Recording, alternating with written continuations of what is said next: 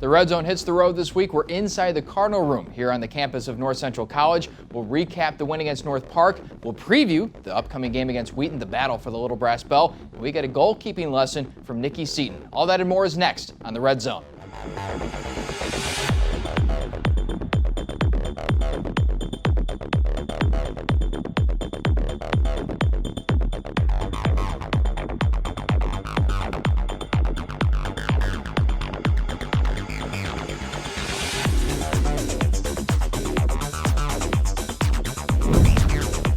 Presenting sponsor of the Red Zone is Athletico, the preferred provider of physical therapy and athletic training for North Central College.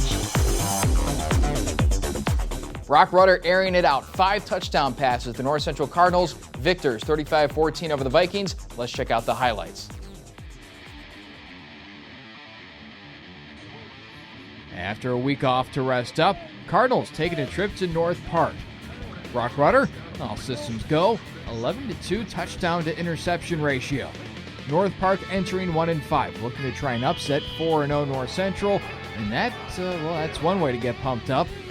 Opening kickoff, Vikings with the pooch kick, deflects off Tyler Oakley and rolls all the way to the end zone.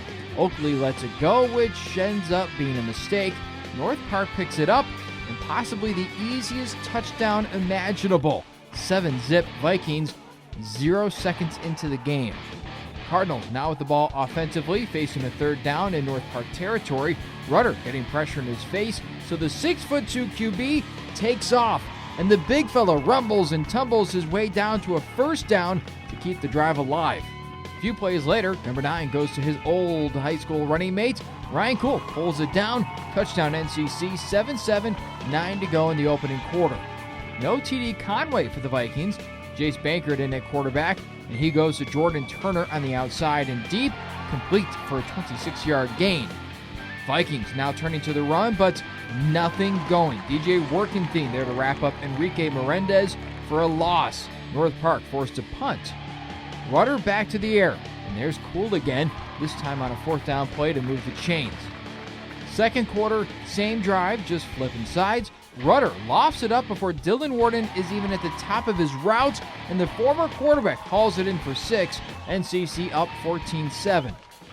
Cardinals back with it and driving. Rudder handing off to O'Shane Brown, makes a couple of moves but gets whacked from behind, coughs up the ball. Vikings take over inside NCC territory. And that short field proving useful for the Vikings. Melendez punching it in from just 2 yards out. They get a 14-all score. Let the Cardinals driving it all the way downfield yet again, and Brock Rudder puts this ball on a string and zip lines it right to Warden for another score. 21-14, 4:56 to go in the first half. Next drive, Alex Ulmer picking up the first down. No touchdowns for the senior, but a game-high 11 catches and 130 yards. Rudder back to the air, bouncing around in the pocket. He steps up and through and launching a ball to the back of the end zone, and oh my, Warden there again, a hat trick for number 7. After the half, Rudder bootlegging and slinging it to Nolan Brannick. 5 touchdowns for Rudder, the freshman completing 30 of 36 passes for 358 yards.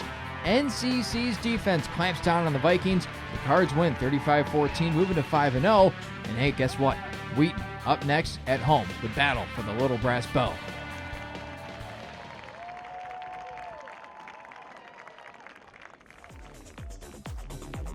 Welcome back to the Red Zone, and Coach Jeff Thorne is joining me on set. And Coach, nice win against North Park this past weekend. Was it nice to come out of the bye and being able to efficiently move the football and score some points?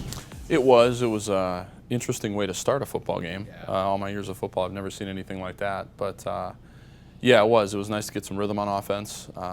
Brock played exceptionally well. Our receivers did a great job. We really protected the quarterback well. And our defense did what our defense has been doing. So it was a good solid win.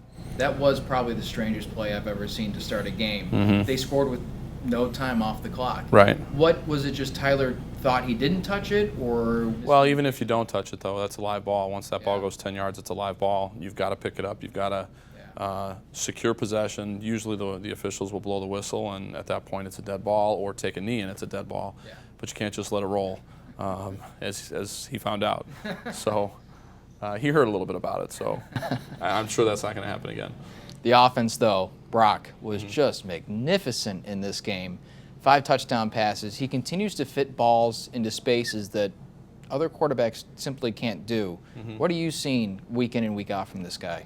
He's talented. He's a really talented kid. You know, it makes coaching a lot easier when you've got a guy pulling the trigger that's as talented and as advanced as Brock is. He watches a lot of film. He really takes it seriously, and he's leading too, which for a guy as young as he is, that's special. Yeah. We saw for the first touchdown against, or to Dylan Warden, he threw that ball before Dylan had even gotten to the top of the route and somehow find the perfect spot.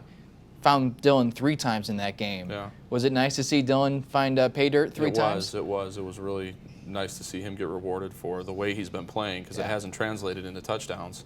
Starting to tease him that he was maybe allergic to the end zone. But yeah, it was great to see him because Dylan's been unequivocally the leader of our team and just doing a great job as a leader and as that guy that wants to take charge and help the younger guys out and lead the older guys as well. The defense doing what they've been doing all season, which is put up a wall. Yeah. You know, North Park didn't have T.D. Conway, their normal quarterback, but at the same time they adjusted and you guys once again stonewalled another offense. Is this just the most consistent group that you've seen over the last few years, just being able to consistently put together really good performances? You know, I think they're really focused. Yeah.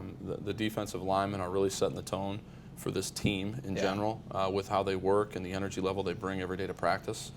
And you know, our defensive staff is doing a terrific job of putting really, really good game plans together. So you couple those things together, you've got veteran linebackers that are playing at a high level, and then you've got seniors in the secondary. So we've got some nice tools to work with on the defensive side, and the guys are really doing a great job working hard and staying focused. You mentioned a few weeks ago that one of the things you really like doing is looking at the tackle column to see how many guys get involved. Yeah. If you look at the cumulative stats for the season, nobody really jumps out that you say this is the leading tackler on the team. Yeah. Is that almost more impressive for you, knowing that this is 11 guys contributing at all time? Yeah, it's a different guy that steps up one play to the next and one game to the next. Yeah. And when you have that kind of a defense, that much talent, that many guys that can really play at a high level, that's when your defense does some special things. I think in the conference, I don't know that we have a tackler in the top 20. Yeah. Maybe top 15. So it gives you an idea how many guys are really playing a role in this thing, which makes it more fun for everybody. Yeah. How big was it to get that win in the lead up to Wheaton, being able to take care of business knowing that that is the next step? You know, as I mentioned to you a few weeks ago, it's 1 week at a time. Yeah. So the only game that mattered last week was North Park. The only game that matters this week is the Wheaton game. And once this one's done, the only one that'll matter will be Augustana, because it's the next one on the schedule. Yeah. And that's the approach that we've taken with this team, and it seems to be working pretty well right now. Well, we'll finish up against North Park with Check the Tape, and then we'll get to Wheaton as well. We'll be right back on the Red Zone.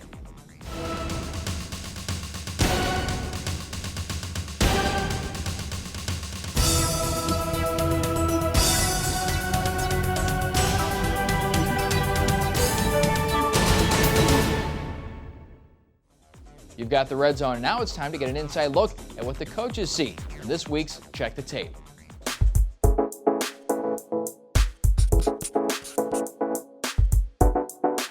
This Red Zone segment is sponsored by M&M Rentals.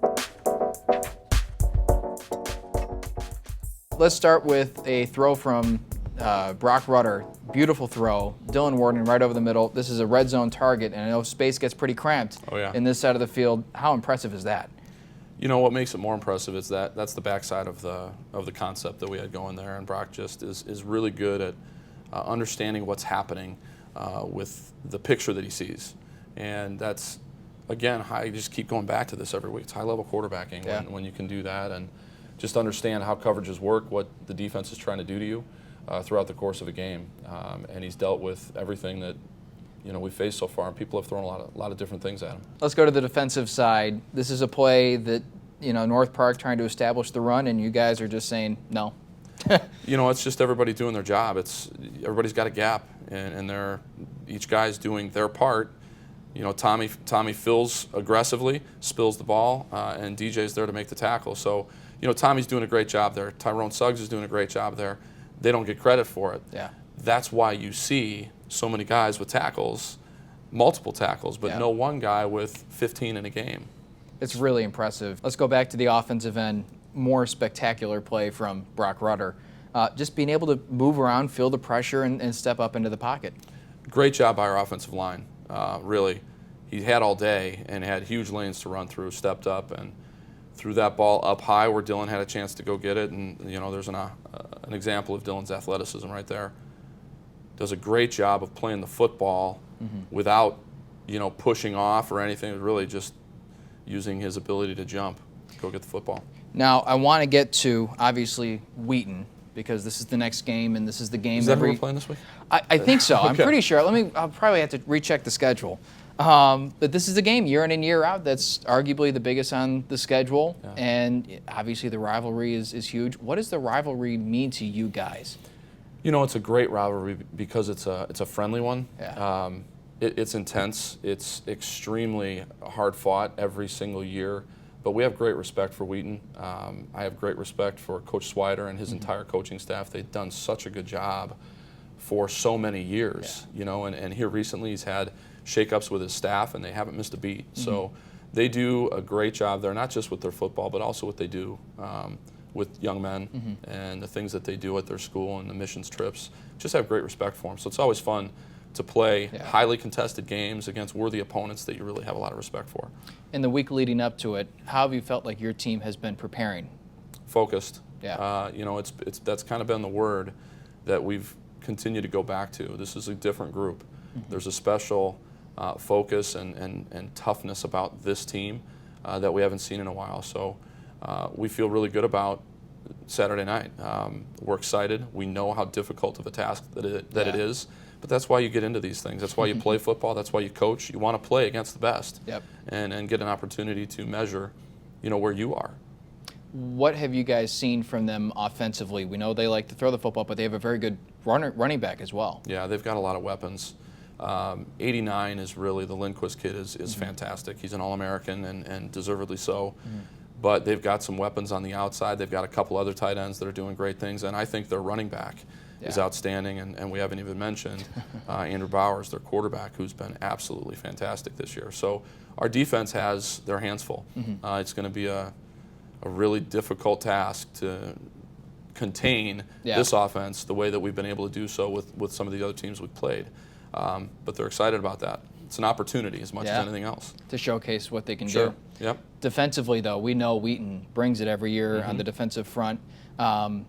Another day where the offense will have their work cut out for them as well? Oh, yeah. I mean, both sides of the ball, special teams as well. They've got a great return guy, a couple of them. But their defensive front and their linebackers year in and year out are fantastic. They've got a really, really good free safety. Number 4 is a big, tall, 220-pound safety. Wow. So, our work's cut out for us. Last thing for you, how do you treat this like just another game? I know that you want to approach every game the same way, but the juices start to flow a little bit more against a team like this. Yeah, I think that's natural, and the guys know that. Yeah. The intensity level will be higher for this game. We know what's at stake, and when you know what's at stake, and it's something as important as a CCIW championship, and whatever implications come from that in terms of the playoffs and everything else, there's a lot riding on this game. They know it, we know it, but the special teams have a way of getting up for those games, but yet still playing within themselves and maintaining some calm about them as the game progresses, and I think that just falls back on confidence. Does being under the lights magnify that a little bit? It's always fun to play under the lights. Yeah, we played them in 2014 at their place at night, and it was an electric atmosphere. I'm looking forward to what kind of crowd we'll have and how much fun it'll be. Well, we are too. We can't wait to see what you guys can do. Good luck come Saturday. Thanks, Kevin. Coming up next, Tyrone Suggs and Ryan Kuhl hop on set. We'll be right back on the Red Zone.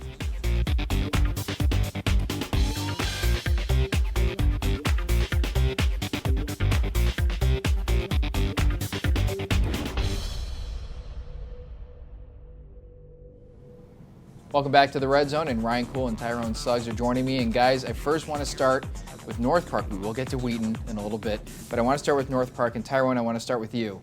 defense has been phenomenal, not just against North Park, but against everybody this year. How fun is it to be a part of this unit right now? Oh my goodness, it's like a competition.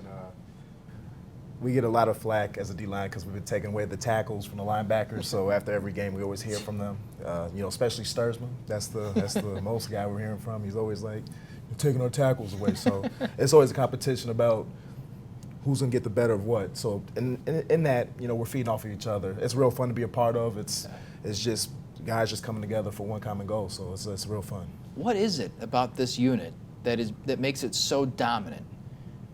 I mean, is there any one thing that you can think of that would be the reason why you guys have found so much success this year? Definitely, it's selflessness. We have guys that are willing to put away their ego and pride for the sake of the team. We don't have guys that want to be about themselves. It's more we than me, and it's really people just buying in the system, and it's shown on the games, and it's awesome to be a part of once again. It's just guys that just do not care about their personal gain, but the team. It's got to be fun to be a part of that, too. Is. Offensively, you guys are clicking, too. 5 touchdowns through the air against North Park. As a wide receiver, I'm sure you're happy to see things like that. Oh, yeah. Throwing 36 times a game is fun. A lot of fun. I mean, it has to be nice for you going out. I mean, in years past, a very run-heavy team. Sometimes you'd be blocking, sometimes just a decoy. But this year, I mean, you're going out and you could be getting the ball in just about any play. Oh, yeah. It's awesome. I mean, Coach Jeff really has taken that aerial attack pretty seriously now since we haven't gotten our run game really started too early in the game, so we have to look to the pass. Sometimes we get in those 3rd and long or 2nd and long situations, but I think if we can get our run game started, then that'll make our pass even more deadlier than it already is because we're throwing for 300-plus yards on average, and we're not getting the run game we need to right now. And I think our O-line improves every week, so I think if we get our O-line improving and then keep our aerial attack going, I think we'll be fine the rest of the season. You come in your freshman year, Dylan Warden, the quarterback, leads the nation in passer efficiency, and then this past week he catches 3 touchdowns. How fun is it to watch this guy go to work? I mean, it's a lot of fun seeing him develop as a receiver because he comes in as a quarterback the first 3 years he plays. He switched over last year to slot receiver and a little bit of read option at quarterback. But I mean, being receiver my whole life and him being quarterback his whole life, the things he's developed throughout this year and last year is amazing. I mean, he knows how to high point the football. He's been doing great in the blocking game. I mean, I've never seen anything like it. He's got great talent and great athleticism. Now going back to the defensive side, one guy in particular that I want to spotlight, I want to hear your take on it, is DJ Workenthien. Because this guy is flying around the field. I mean, you say you guys have been taking away tackles from the linebackers. I think he's been doing a pretty good job of getting into the backfield himself. What have you seen from the second-year guy? First of all, that's the little meatball. That's his nickname. He's a little meatball, man. We love him to death. He adds an edge to this defense that wasn't there in the past for a long time, and just his attitude. He's what, 5'4", maybe? But he doesn't care. Does not care. He doesn't care how big you are, how fast you are. He's going to outwork you, and we feed off of those type of energies. And he's a huge addition to this defense, and we're happy to have him. I'm glad he's on my team, and we love him to death. That's a little meatball. He's a warrior. Yeah. He's a warrior. You talk about energy. You guys are going to have a lot of it come Saturday. You ready for Wheaton? Oh man, it's going to be exciting. Get your popcorn ready, man. It's going to be tight. What are you guys doing to making sure that you're ready, prepare for this incredibly tough rivalry game? Yeah, I mean, it's kind of interesting you brought us two on board today because we both were talking to the guys the other day on our Facebook group chat. And Tyrone saying, tired of losing, work hard this week, do what you got to do, get treatments if you need it. And I posted one too, and I just said, practice how we're going to play. Coach Jeff always talks about you can't rise to the occasion, you fall back on your training. So I say practice with intensity and just do everything right during practice, and we'll be fine during the game. Wheaton will come in thinking they can rise to the occasion. The intensity of the game is going to get everyone amped up. I mean, it's a night game. Yeah. 6-0 versus 5-0. I mean, we're 6th ranked team in the nation. I think they're 10th or 11th. Yep. Just practice how you're going to play, and I think we'll come out and hit them hard. You guys want that brass bell, don't you? Oh, yeah. Yes. All right, let's have some fun. Lighten up the mood a little bit as you guys go into this intense game. 3 quick hits. We're going to have some fun questions, and here we go. I'll start with Ryan. If you could have any superpower, what would it be? I would have to go with super strength on that one. You could lift anything, hit anyone as hard as you can. I mean, Turn to your right. The guy to your right yeah, has I mean, that. this guy has it. I mean, look at him. I want to be this guy. I want to play some D-line. Get me in there. Tyrone, same question for you. Well, seemingly that I already have blazing speed, I probably have the ability to fly. You know, Fly. get the things a lot quicker. Yeah, Maybe right. like Saturday. Avoid but, all that traffic. Amen. So I'm all about that. So scenery guy, get the view. Second question for you guys. We'll start with Ryan again. Your favorite TV show? Yeah, I'm gonna have to go with New Girl. I knocked that season out in about a week. Yeah, it's a great show though. Great show, good comedy. All right. Tyrone? I'm a throwback guy. I love the Fresh Prince of Bel-Air. Will Classic. Smith is my man. Classic Especially stuff. in the 90s. I like that whole 90s swag and attitude, so I'm all about that. All right. Last question. We'll start with Tyrone for this one. Your favorite place to go to eat in downtown Naperville? Oh my goodness. I ran a lot of food places almost out of business. But you know, now that I live in Naperville, so right above Giordano's, so on the weekend, after a game or so, I'll go get a pizza all to myself, a medium or small deep dish, all to myself. So That's the best stuff? yeah, so That's awesome. Yeah, I love Giordano's too, but I'd have to go with Noodles. Noodles probably got me through camp. Walking home every day, you pass Noodles, you just step in, grab some mac and cheese on the way back, and then go home and eat it. There you go. Guys, good luck against Wheaton on Saturday. It's going to be a fun game. You ready? yes, sir. Yes, there will be. Here we go. Coming up next, the Cardinal Corner this week features Nicki Seiton giving us a tutorial in net. We'll be right back on the Red Zone.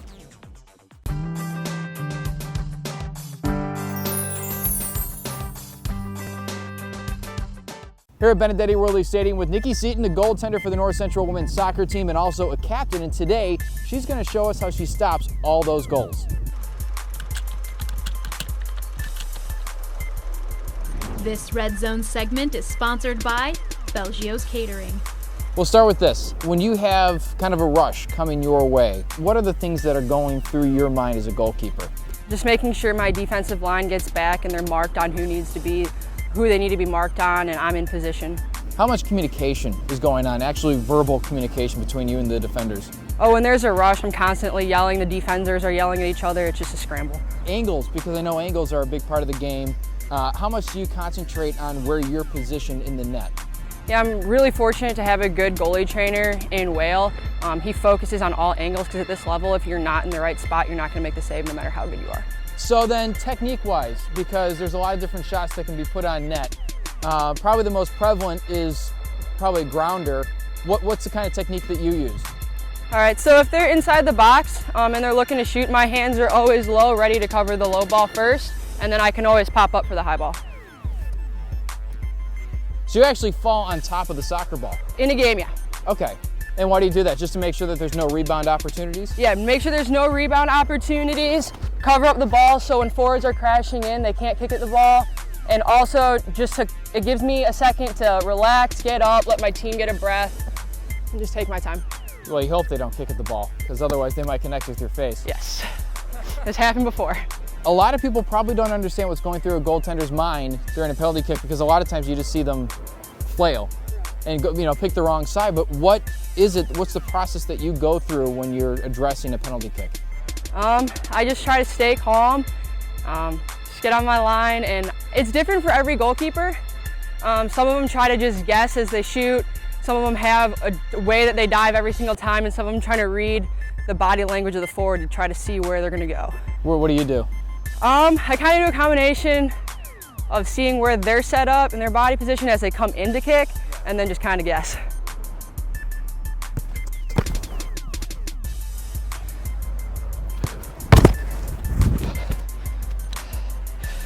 Now we get to have you have some fun. She's got to kick on me. Okay, that is fast. You got to react that quickly. That's crazy. There we go. Yeah, it does sting a little bit. Yeah. This has been the Cardinal Corner with Nicki Seiton. Thanks so much for showing us all your tricks. Thank you.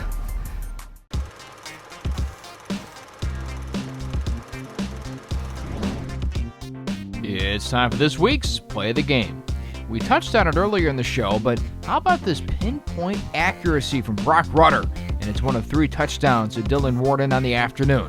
The bullseye throw nets the Cardinal signal caller yet another Play of the Game. Welcome back to the Red Zone. Clark Tusher joining me in the Cardinal room. And Clark, the first thing I want to get to is women's soccer. This team is now 2-1 in conference. They did drop their last match, but it looks like they're actually performing pretty well in the CCIW to this point. Yeah, things have come together on the defensive end. They've given up 1 goal in conference play, and that was the one that beat them. That was a game that could have gone either way against Milliken. But for a guy like Andrew Gamar to come in the first year, and he got off the 2 victories, and then we told him that we've never won more than 3 in a season, so he was kind of surprised by that. But it gives him a good thing to shoot for here in the last 3 weeks of the season. Still got some winnable games on the schedule. Teams playing better as a unit, so anything could happen. Kind of a heartbreaking loss to Milliken too, because they had that goal at the very end of the game, wiped off the board with the offsides.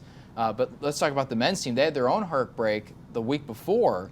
They scored a goal into their own net, but then they get back on the winning road and they take down Milliken 1-0, and now they have a chance to try and push that into the rest of conference. Yeah, it's going to take some quality play. They've got some tough games on the schedule.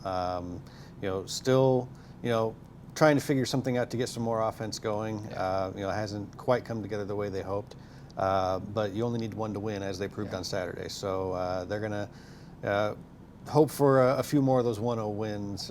Seems to be the variety that we're going to get this year.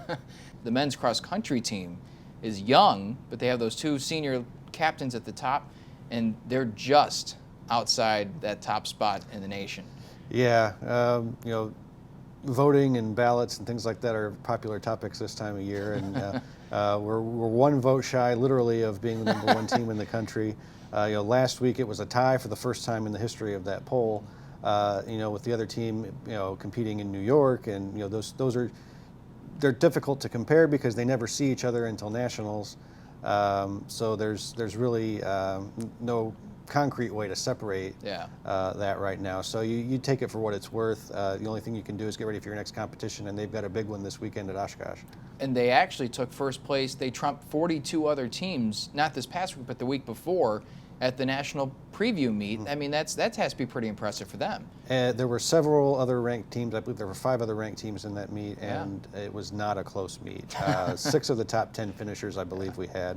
And then they sent a team full of mostly freshmen over to Benedictine last weekend and won that meet as well in an 8-team field. So, depth was a concern going into this year, whether they were going to have enough quality depth. It certainly looks like they're going to have that going into the championship season. Yeah, they got it in spades too. Let's go to women's tennis. This is a team that we've seen in the past dominate the lower half of the conference, and then they fit somewhere in the middle of the pack. 4th last year. They might come in the same place this year, but they're steamrolling their way towards conference right now, hoping to build up steam. Yeah, the conference tournament format is a little different than some of the duels they're playing, where you get certain points based on how people perform at their given positions. So it might be a little more favorable for this team that's had some depth issues in some of the lower positions. So they're pretty much playing for seeding right now in the conference tournament. But then you have kind of a new lease on life once that happens. The goal there is to try and get into the top 4 and make it to the automatic qualifier tournament in the spring. Last thing we want to get to with you, and because it is Wheaton week, how big is this game? I mean, are you just ready for this opening kickoff to come? Well, we're fortunate in that there's nothing else going on here that day, so we're able to put most of our personnel where we need them on something like that. Really, everybody's, from top to bottom, pretty much everybody's just in their routine right now. Yeah.